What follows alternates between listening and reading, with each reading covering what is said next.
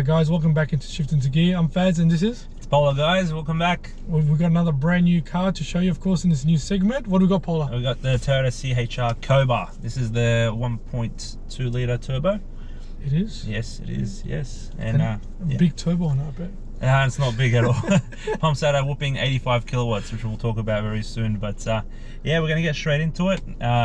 Just wanted to say we appreciate all the support, guys. We've been replying to everything, and even though it's a little thing as such as liking or commenting, it means a lot to us. So do appreciate that, and do like and comment if you guys get the chance to. And subscribe. And oh yeah, that's and subscribe. If you want. If you want to help us out, just subscribe. One thing as well we're gonna say is you're gonna notice that we're wearing different shirts in this part of the video, and later we're gonna be different. Long story short, we had some issues with recording, and we had to do it 2 takes. But yeah, anyways, let's get into it. Let's shift. Let's go.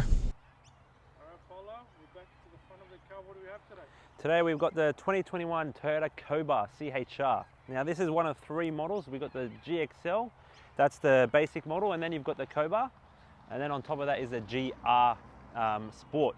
So we'll go through the differences between them, but believe it or not, the Coupe is a mid-ranger. It actually has a lot more creature comforts that I did discuss before in this particular model, and we'll go through that with you guys. Now come around, Fatty, let me go a bit more around the car for you. You'll notice front end is very profound, very dominant, and it takes up a lot of what you call space here. Is this headlight is massive. Can you see that? Yeah, look how massive that is. It's absolutely huge. It takes up half the actual space in the front here. Look at that LED light. Yeah, I love the sequence here. You've got the 3 dots. You've got the main projector light over here, and it does have a nice LED strip. Now, when you indicate, let me see if I can quickly show you. Yeah, yeah.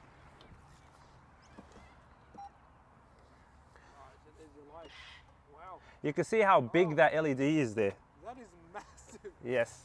Quite insane. Quite insane. I like it. Yeah, I actually really like it too. Okay, so you've got the profound dominant headlight there. I actually absolutely love this design. We've got the front bonnet here. We've got the fog lights over here. Yeah, got a nice design to it. Yeah. Why the fog lights? Big badge. Now, for a small car, it does have very dominant features. Like you can see, very big badge, very big headlights. You've got the front view camera over here. Wow. That's actually when you actually do access it. We went through inside, we showed them that. Got the honeycomb kind of grille look over here. Yep, I can see that. Very nice. Sensors too. Yep, we've got the sensors. Yep, quick note as well, I think I mentioned it before. The Coupe comes with front and rear sensors. The GR Sport doesn't. They have a different looking front bar. They have a different looking rear bar. Now because of that as well, it adds about 5 millimeters of actually length to the car on the GR Sport. That much? Yeah, just it does, yeah. Body. Yep. And then you were telling me something about the rims as well, because the GR has... Yeah, come around, I'll show you through the rims. So this has got the, this is being the Coupe has 18-inch wheels. The actual GXL, which is the one below, it comes with 17. And then when you go for the GR Sport, you get the 19-inch wheels. Now I have seen the wheels, they look very nice. Going for the 19s, it does make a difference to the body. You've got the nice turbo badge over here as well. Now we'll go through the engine space as well, engine models and the different options you got for the engines in a minute. As well, keep in mind guys, if you are considering going between 3 models, the GR Sport does have upgraded suspension. It's not completely cosmetic, as you might believe. And come around, got the nice kind of looking side mirrors. Now this is where it gets interesting, all right? Now this is the side profile of the vehicle. Now, every now and then, as the car manufacturers, they release a new car and then you see it on the street, you're like, what the hell is that?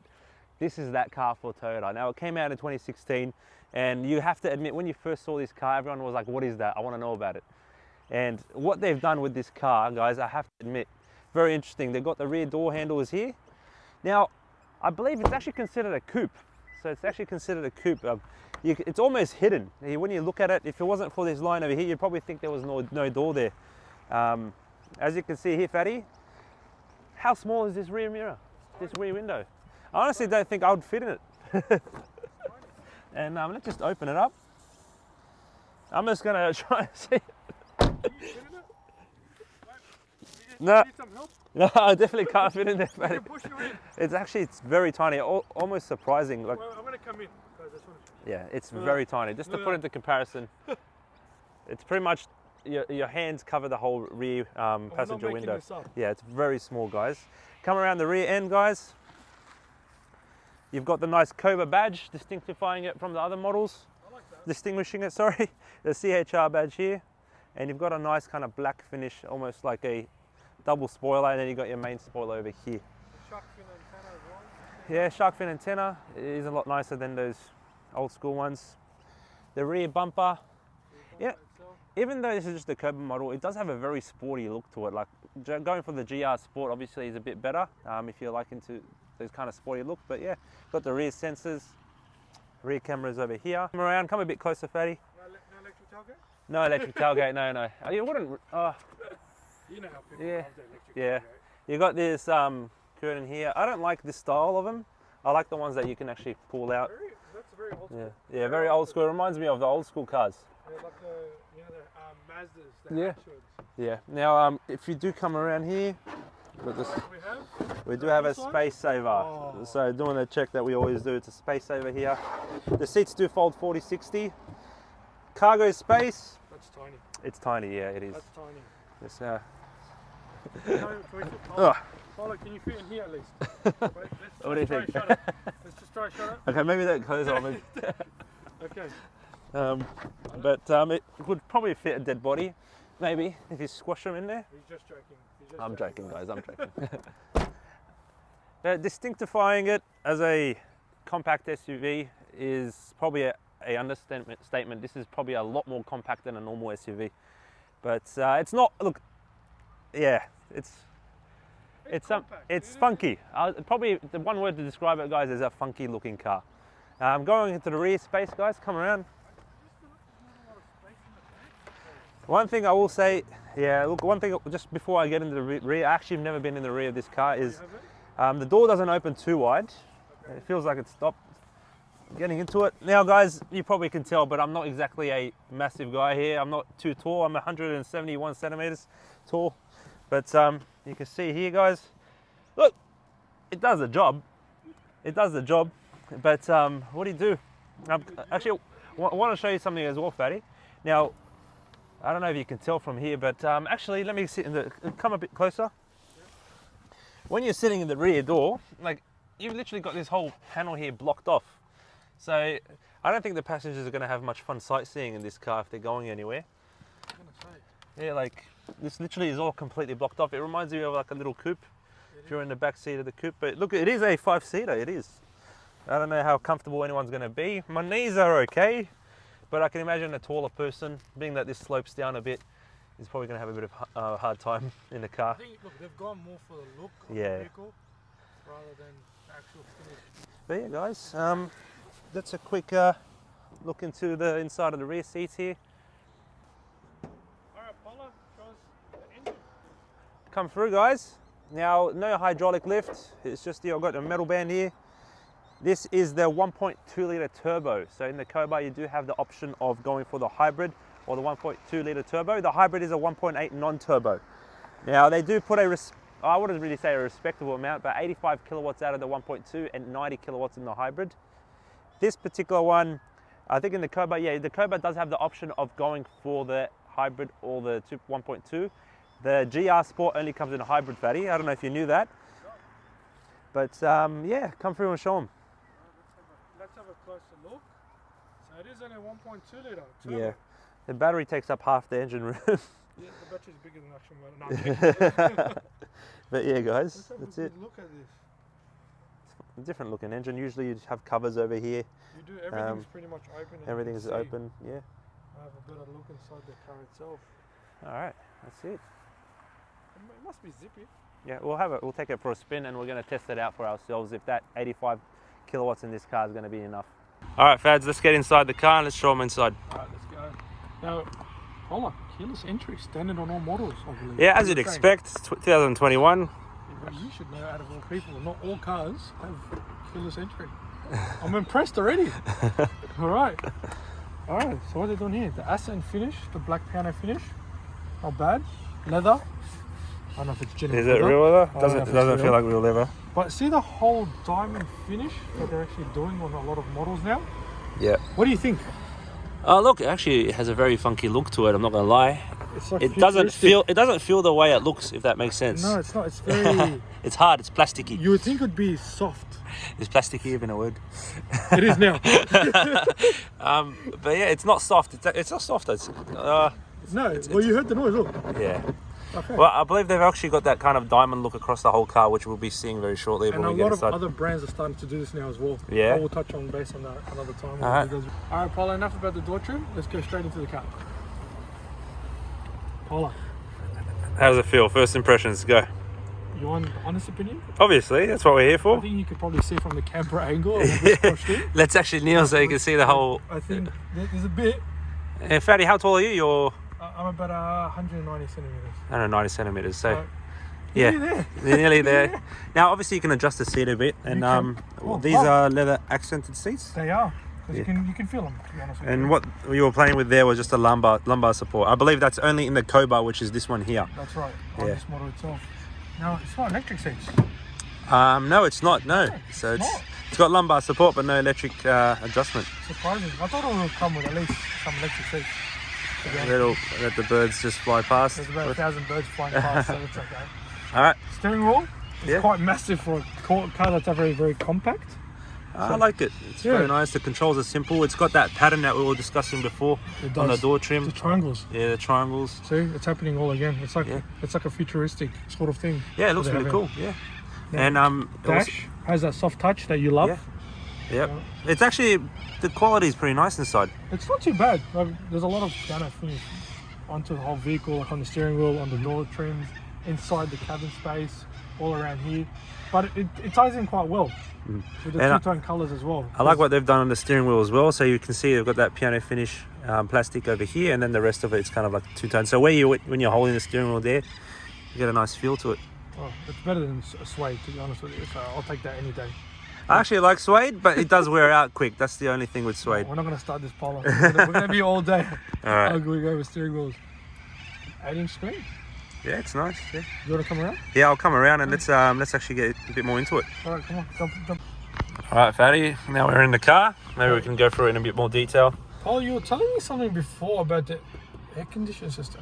Oh yes, so the GXL model is the base model in the CHRs, and then you got this one which is the Coupe. So what this has, it's actually, you can see here, it says what they're nano.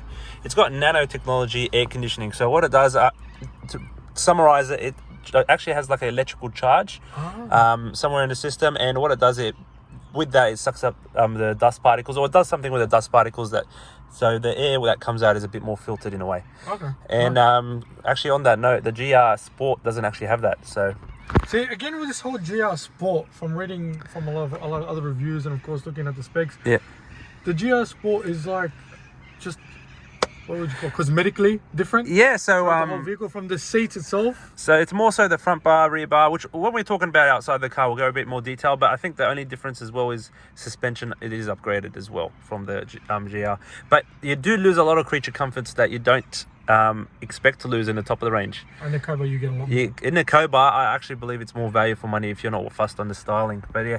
Again, each to their own, I guess. Yeah, each to their own. Now, heated seats.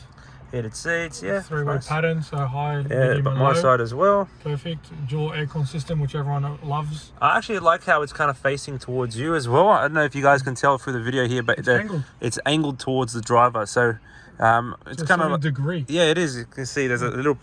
I'm kind of showing you guys at an angle there. You can see how it's just protruding and going on. I actually like that. It's pretty cool. I have to play with the head unit. I'm sorry. Yeah, let's play with the head unit. Inbuilt navigation is standard, of course. Doesn't seem too responsive as well. Right, are we pressing the right buttons? No, we are. There you go. Destination, so it's your inbuilt navigation. Yeah. You do have your app system as well, which Polar does love. Don't show me again. Let's just go back into here. So GPS, audio, there's digital radio as well, I believe. Yeah, it's got DAB. Miracast as well. Yep. Cool. Over here we've got the phone, standard connectivity over there. Information. Okay. Traffic incidents. It must be just a now, I have to say this. I know I'm very hard on cars when it comes to infotainment systems, but why does it look so? It doesn't look appealing. No. This icons are very dull. This is like the same when we were going through the Triton. Like, surely you could do something a bit nicer than that. Like, make it look a bit more appealing. Like, you're going to be in this car at all times. You're going to be looking at this all the time. Now, I know there's Apple CarPlay. Does have a... Like, imagine something like an Apple CarPlay or Android Auto system on this. Something bright. Something bright. Something a bit more colourful. Yeah. It looks very bland. Yeah, it does. Itself. I guess me and Paul are a bit picky when it comes to certain things, but Yeah. we see all different kind of entertainment systems, and for a car this model and this shape, we thought it'd be a bit more exciting for the entertainment system. Oh, auto dimmer. I love Auto that. dimming rearview mirror. You've got your map lights over here. Again, with the pattern as well. This is what we we're talking about before, the diamond pattern. See, everything will go to a diamond pattern. And I don't know if you can actually tell, even the roof, it's probably not going to be able, you can't show the, oh wait, you can see it a bit. The actual roof has little indents in the diamond pattern as well. So they pretty much go for like a futuristic look onto it. That's just the front dash cam. You guys probably know, but just to point that out, that's not standard in the car. Now, this, of course, if I just want to put it into reverse, I want to see the camera quality. Alright, so you got the panoramic monitor. So that's like almost, is it 360 camera, is that? Yeah, so they got that bird's eye view again that we're speaking about. Now, this car does come with front and rear sensors too. And it does have rear braking, so emergency rear braking. Very pixelated. Yeah, the camera is not the best quality in my opinion, especially being a brand new 2021 model, but keep in mind, Fatty, we are looking at a fairly well-priced car. We're not looking at anything. Of course, we have to take that into consideration. Take that into consideration. But we're just being honest. We're just picking up, we're critiquing on some things and just, of course, explaining it to you what it is. Now, also, it's got rear braking, rear braking, but the GR Sport doesn't. The GR Sport doesn't actually have front sensors or rear sensors. Stop that. Quick note, that was a bit annoying. Just that beeping, constant beeping all day. So it doesn't have rear braking or rear sensors or front sensors. So. But it does have automatic lights, which I like. Yeah. Yep. Yeah, but overall, nice. Look, for what you're paying, you're getting a lot of features. Got a very nice finish here too. Blind spot monitoring is standard as well. I can see on the vehicle. I'm gonna start her up. Let's have a look. Let's have a look how the dash looks. Can you see that, Paula? Yep.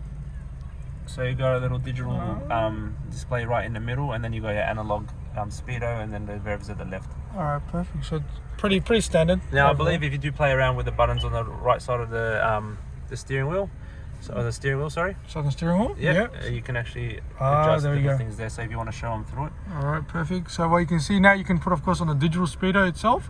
Shows you distance to a petrol station. Paula, can I get you closer to all? Thank you. There we go. Alright guys, we're back again. Alright, let's just skip through it. See what else we can actually find onto it. Oh yeah, so we've got a compass there happening. Audio saying it's off at the moment. We're not pumping any music. Now, that'll be, of course, a front mitigation system, braking system. Yeah, so they've got emergency braking systems in this car. Perfect. And it tells you, of course, once we start driving, lane assist as well, and it'll show you the speed around town. Yeah, so it does have that feature where it reads traffic signs. The camera actually... Like the Outback. Yeah, like the Outback, exactly, yeah. Which is another good review. Yeah. All right, and no messages. Okay. Perfect. So pretty standard display. Pretty standard system as well throughout the whole vehicle. USB, we've only got one charging point, I see. Is it one? That's a bit... That's a bit sus. I thought you'd have at least three. I do have to say, it's very dark in here. It's got the blacked out ceiling without the map lights on. Electric handbrake. It's very dark. Yeah, of course, electric handbrake. And a quick note while I was driving this car, it's actually really cool. You don't actually ever have to press the handbrake. It's always disengaging and engaging on its own. Yeah. Okay. So that's pretty cool. You got your vehicle hold here, and over here's your traction control. Right, the vehicle. Got your center console cherry. There's a 12-volt charging point. 12-volt charging point. Better than nothing, I guess. You do have your cup holder here, so it does come with this little... If they do that a lot on models, so it pretty much brings your cup a bit higher than what so if you could actually read here, it says large cup and then small cup or something like that. So what you can do, that will lift it up and that will just drop it a bit. So just put that back in there. But yeah, Fatty, so that's the inside of the car. Was there anything else you wanted to go through? I want to actually drive it. I want to see how it feels. Alright guys, now what we're doing is we're going for a drive. I have driven this car for a couple of days, and Fatty is actually first time in this car, so let's actually see how he feels in it. You've never been in this car before, actually, in the driver's seat? I'm excited. I want to see how quick it is with this turbo that you keep talking about. Let's find out for sure. I'm ready when you are, mate. Let's go.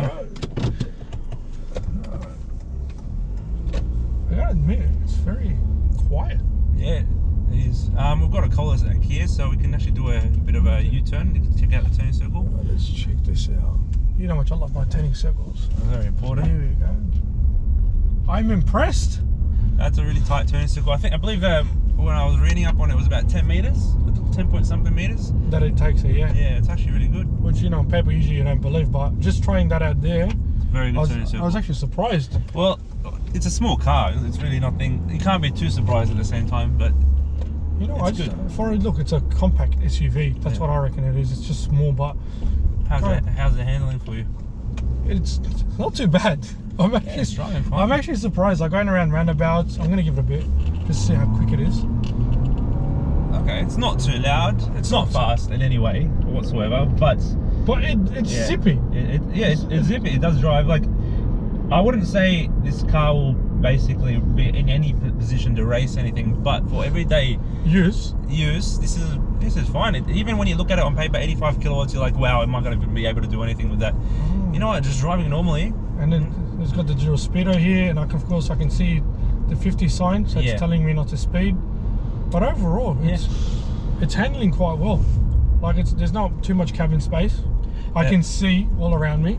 The road noise is, you know what, you can hear the tyres. But it's not loud. It's not loud, no. It's not loud. That's not the best street we're driving on, to be honest with you. Yeah. Now, one thing, I don't know if we mentioned actually before, but there's a huge space between where the actual steering rack stake starts and where the end of the windshield is. Literally, it looks like it's a table. It's probably, what did you say, that about 40 centimeters, 50 centimeters? It is. It protrudes a lot. But the good thing is, I like how it actually goes down on the bonnet, so you can see over the bonnet. Yeah, that's true as well, yeah. So driving it right now, there's not many blind spots for me, because they've even done the whole pillars on the sides as well. Yeah, you've got the open A pillars here too. Yeah. You can actually see through them. Visibility at the front, look, it's like they've tried, but because of the design, they've been very limited. It's been restricted because they've gone for such a funky design. It is. The visibility. Futuristic. Yeah. It's a futuristic car. How do you feel looking around the cars? The visibility? Well, I'm pretty happy with it. Look, it's just pretty much anything from here is good. Yeah. Going back here, it's just a bit different. It's very, how can I say? Compact. No, it's very limited. It's a restricted space in regards to visibility. It's very restricted. I just want to plant it down a little bit. There you go. By the looks in our faces, guys, you can tell nothing really just happened. I was hoping for it to move a bit quicker than that, but it is what it is. For the people that are buying these cars don't really need that power. Now, I don't know why they've gone so small. It's probably something to just do with efficiency and kind of, you know, I think so. Fuel efficiency, saving money as well. Obviously, going for a smaller engine helps with that. But honestly, for everyday driving, I wouldn't mind it. Like, it's comfortable. It is comfortable. Yeah. I won't take that away from it. And overall, it when I'm throwing it around, it actually does move. It turns along over speed humps. Takes it quite well. So it's a front wheel drive. This. Sorry, Paul. I had to just try one more time. That's okay. Yeah. Got me excited there, mate. I thought I was going to drift out. If anyone could drift this thing, I'll be very surprised. And that's not an invitation to try. Don't drift this car. Don't try it. I'm happy. I'm happy with the Polo. I'm happy with the drive. Yeah, I think it's okay. Yeah. For everyday drive, you'll be more than happy with this car. Not bad at all. Alright guys, that's it for the Toyota. The CHR's done. We just wanted to say thanks for watching. Yeah, appreciate everything you guys have done so far. And of course, if you guys can keep subscribing, liking and sharing, this way me and Paula can bring a lot more videos to you. And of course, the channel will grow slowly with your help, of course. Yeah, we do appreciate it, guys. But yeah, we'll see you later. Peace. Take care. See you guys.